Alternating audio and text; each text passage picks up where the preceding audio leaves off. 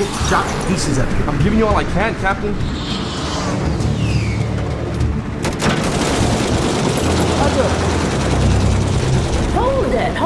Hold it. How did a former Army cargo ship get into the middle of this situation? We need to go back to the beginning of this story.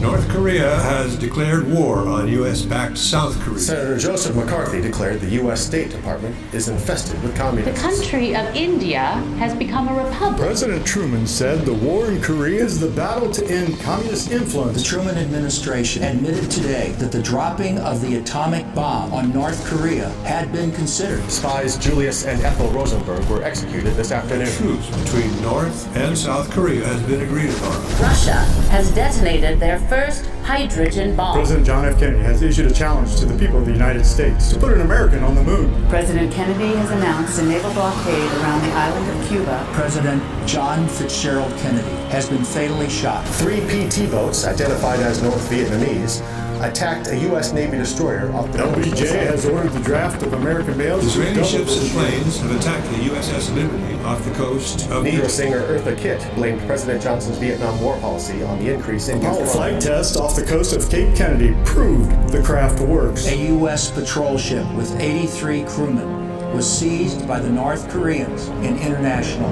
waters.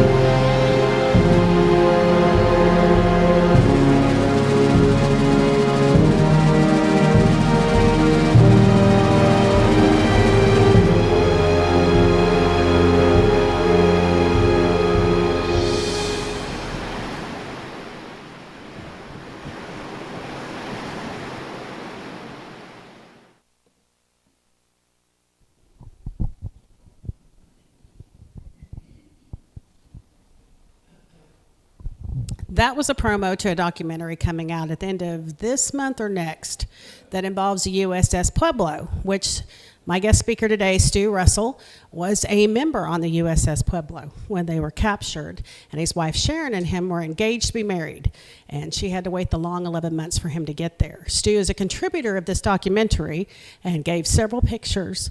Sorry for me to talk about. They've given so much, and he's such a sweet man. They're very, very dear friends of mine, and I'm going to bring him up.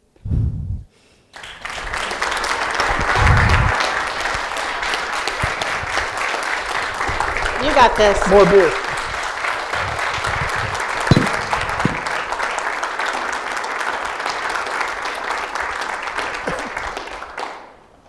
First I wanted to say that John Shingleton was my roommate for 11 months, and I teased him about being from Oklahoma, and he called me a California queer, and now I'm in Oklahoma and he's in California, so. But anyhow, that's probably the last of the laughter. I was the 7th crew member of the ship. I was on the pre-commissioning crew, and spent quite a few months up in Bremerton, Washington, getting ready to go on our first mission, which was to go pick up radar signals and radio signals and anything else that could be analyzed. We left Japan on January 11th and went up to Murmansk and then started coming down the coast of North Korea when the North Koreans came out and took offense with us being there. And as you can see that we were a surplus World War II Army cargo ship, and it had a top speed of 12 knots, and we were involved with 4 torpedo boats, 2 anti-submarine, and several aircraft. So we were gravely outnumbered. And so we were captured and we were taken into Wonsan. Yeah.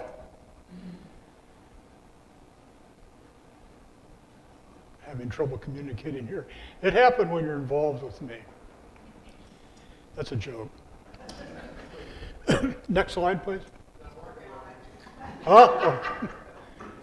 Okay, well, this is a painting of the Pueblo that was painted by Captain Bucher after we got back.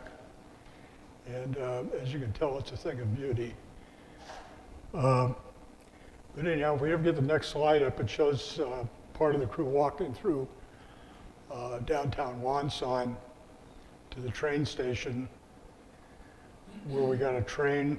There's the ship again. I took the night train to Pyongyang, where we spent 11 months. And it was a pretty horrific experience. Say we weren't treated well would be an understatement. We ate turnips 3 times a day for 11 months, which is it's a great way to lose weight. That's a picture of us walking through Wonsan. And so while we were there, we were forced to watch propaganda films every night, or at least every other night. And one night we were watching this propaganda film of the North Korean athletic team for the Olympics in London. And as this bus covered with Korean flags is driving through London, an English gentleman flipped off the bus. And we thought, hey, they left that in the movie. They don't know what it means. So they were always taking photographs of us. So whenever possible, we'd give the finger. And they started to notice it. We told them it was the Hawaiian good luck sign.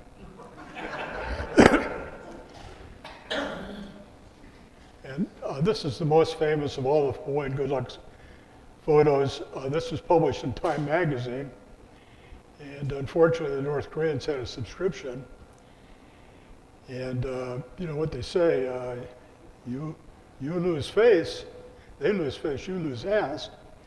So we went through 10 days of hell, where we'd get up at 6 in the morning and sit in a chair until 10 o'clock at night to be taken out and beaten and interrogated and find out what other sins we created, what secret messages we'd put in our letters. Like I told Sharon, I wanted to get my car repainted because I couldn't stand the color. Of course, it was red. Another joke. So anyhow, we finally got released and walked across the bridge to the DMZ and sent back to the United States, where we went through a court of inquiry, where everybody was trying to put the blame on us for being captured. And the final recommendation of the board was to court-martial Bucher for allowing the ship to be seized. And then the Secretary of the Navy said he wasn't going to follow through with this because the crew had suffered enough. And that was the end of that. But since then, I've spent a lot of time researching this, and new information always comes out. And I recently bought a book. I got to page 27, had to put it down because there are so many things in there that I wasn't aware of. One, the ship's mission was controlled by the Navy and National Security Agency and Central Intelligence Agency. And they would argue back and forth what we were supposed to be doing. And I forget which one it was, but one of those groups when we were at sea realized that we were in a very bad situation, and they sent orders for us to return to Japan. But being a high-profile communication ship, we didn't get the message. So we were ordered to return, we didn't. And apparently Bucher was ordered not to open fire. And so how can you be guilty of giving up your ship if you're ordered not to defend it? So a lot of other things going on. Really, the next picture. Yeah. This is a picture taken by SR-71 of the Pueblo off the coast of North Korea. The next one. And this is a blow-up of that, and you'll see there's a ship with a couple of North Korean boats around it. And to take these pictures, the SR-71 cost hundreds of thousands of dollars. So fortunately, these guys are just out cruising around and happen to get this photo. And makes one think that perhaps our government was just trying to determine if the capture actually took place. But the government came back and said, no, this picture was taken a few days after the capture because the North Koreans were reenacting the capture to photograph it for their own purposes. But also makes you wonder how we got an invite to come and take a picture of the acting out. But if you notice around the decks of the Pueblo, there's a lot of white where what's going on there has been rubbed out. Well, that's where the crew was tied up and placed immediately after capture.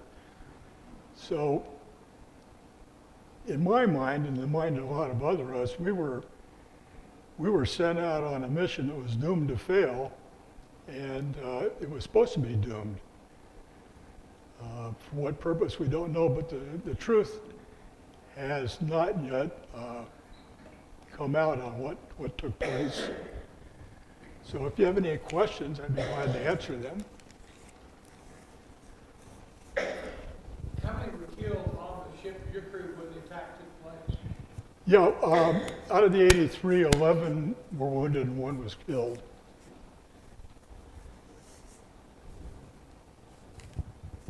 Inquisitive group, yes. Jeremiah, hang on.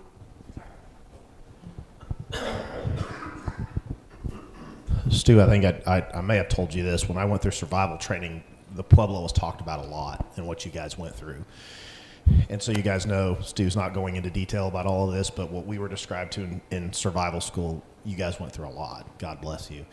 My question for you is, you guys took a lot of action, even though they tried to use you guys as propaganda pieces. You guys flipped them off. I noticed that the captain of your ship, when he was forced to write that whole letter of guilt, made the comment that they didn't know what he was saying. He said, "We pee on Kim Il-sung," all that stuff like that. They didn't know that he was saying "pee on" then. Yeah. Were there any other things that you guys did like that as they were trying to get to you, that to really kind of flip them off? I mean, beyond just the actual. Yeah, there was a lot of stuff we did because the Koreans just didn't know anything about our culture, and like being able to pee on the Korean people gave us pleasure. And I can't really think of it right off the top of my head, but yeah, we were always trying to come up with ways of letting the people back home know that we weren't going along with this crap. And one of the things just by itself was that we were there, and I told Gordy this the other night, the one thing that gave me satisfaction and brought me peace was every night when I went to bed, I go, they can't keep me here forever. I'm going to die sooner or later. So, yeah, that's how bad it was. So while you're in captivity, first of all, we all kept together? Yeah, mine was worse than everybody else's because I was with John Shingleton. Okay. And did any of the Koreans speak any English? I mean, how did you communicate? I don't think any of the guards spoke English. Most of the officers did. But even what they would do is they would use a translator because they felt it was beneath themselves to talk directly to us. So there was English translation, somehow we could communicate in English. Cool. Yeah, we had the propaganda films in the evenings, and then a couple times a week we'd be taken down to get a lecture. I remember we were about 10 miles out of town in the center of some rice fields, and we were being given a lecture on how North Korea, through the leadership of Kim Il-sung, had made the country a paradise, and there was no more manual labor. And we're looking out at the window with these people carrying buckets over their shoulders and stuff. And one guy in one of the other rooms mentioned that, look, manual labor, he got beat up pretty good for that. So he kind of agreed with them on just about everything. How did your release come about? How did the release of all the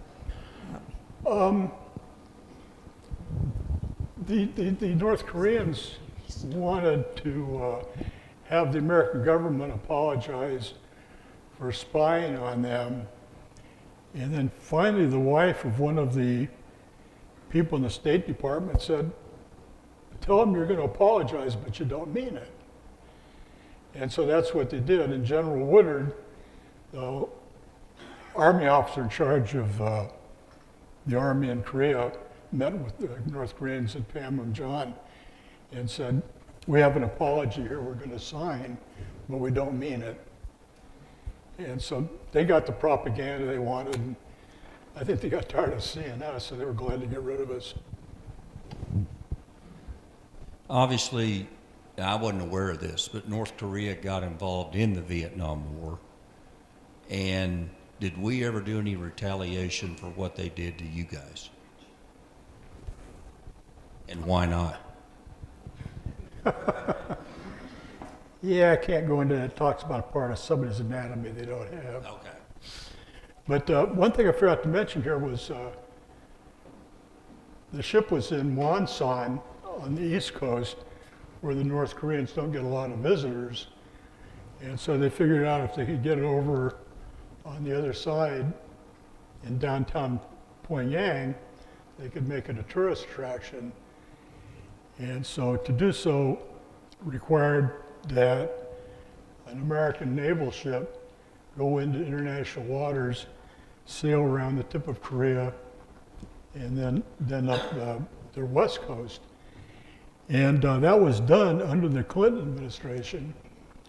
And Clinton, Commander-in-Chief of the U.S. Forces, ordered the military not to interfere with the American ship being transported in international waters. That's really true, but just didn't get a lot of press.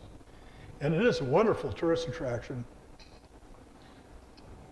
And it's still there, right? Oh, yeah. You've got a plaque in front of you. Tell them what that says and what that was and what the conditions that you were living in. Well, this is the rules of life. Each one of us had this on the wall of the room, and it listed what you could be punished for. And at the bottom it said, in case you make any other offenses. So we called that catch 15. And boy, it was easy to get that one. You look at those turkeys wrong and you're going to beat you up. You mentioned there's one died in the attack and 83 were incarcerated?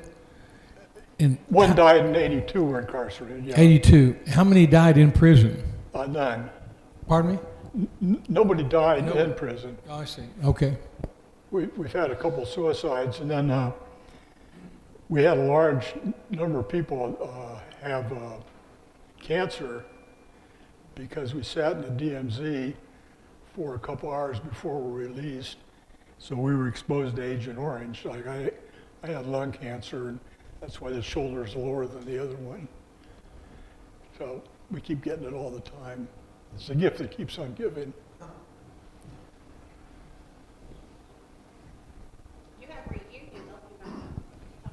I was just going to say, what's an average day that you had to live through while you were incarcerated? Well, the guards would zip open the door at 6 in the morning, and we'd always get up a little bit before that and get all dressed, and they were always angry because we were all ready to go. And then we'd sit in the chair from about 6 to 7, and then we'd go into the mess hall and have a bowl of turnip soup. and then go back to the room and sit there till about lunchtime and go in and have a bowl of soup. And then around 1 o'clock in the afternoon, we'd go out for sports. And so we could play basketball, volleyball, and football. But then they made us quit playing football because they didn't like people in the huddle because they were probably exchanging information. And so then a couple guys got injured in basketball. So they had us playing volleyball, which is unique because in a communist country, everybody exercises at the same time. So we had 41 guys on the side, which led to a lot of communication, but they didn't seem to catch that. And then we go back to the room and wait till dinner and go and have a bowl of turnip soup. And then maybe after that go see a really horrible propaganda film. And so another thing was we got to bathe about maybe every other week, every third week. So we'd go down to the bathroom and they'd give us a bucket of water to get wet with and soap down, and another bucket of water to rinse off with, then put the same clothes back on. Wore the same clothes for 11 months, so it's pretty ripe. And then we had one guy in our room who was a redhead. I don't know if I should tell this or not. My wife says yes. He had red pubic hair. And the guards were fascinated by that. And so they would always come in and check things out. Next. And then we go to bed at 10 o'clock and start the same thing the next day. You guys have reunions, don't you? Yeah, we're having possibly our last one this September in San Diego.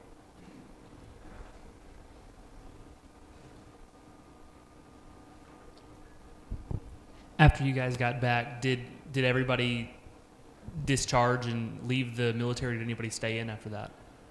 I think the guys who were going to stay in stayed in, and the ones like myself that were going to get out, got out. I remember one thing, Sharon and I got married January 11th, and the next night we had an award ceremony where they passed out these plaques, and the plaques were handed out by either John Wayne or Pat Boone. And so Sharon and I got there a few minutes late, so we waited in the back of the room, and I'm sitting there, oh God, please let it be John Wayne. And so it was John Wayne, and he read my name, and everybody started laughing. And John Wayne's, what's so funny? I said, oh, he got married yesterday. And John Wayne said, he's got better things to do. I said, ain't nothing better than meeting John Wayne. And I went up and got the award from him, had our pictures taken with him and everything. Is that it? Okay.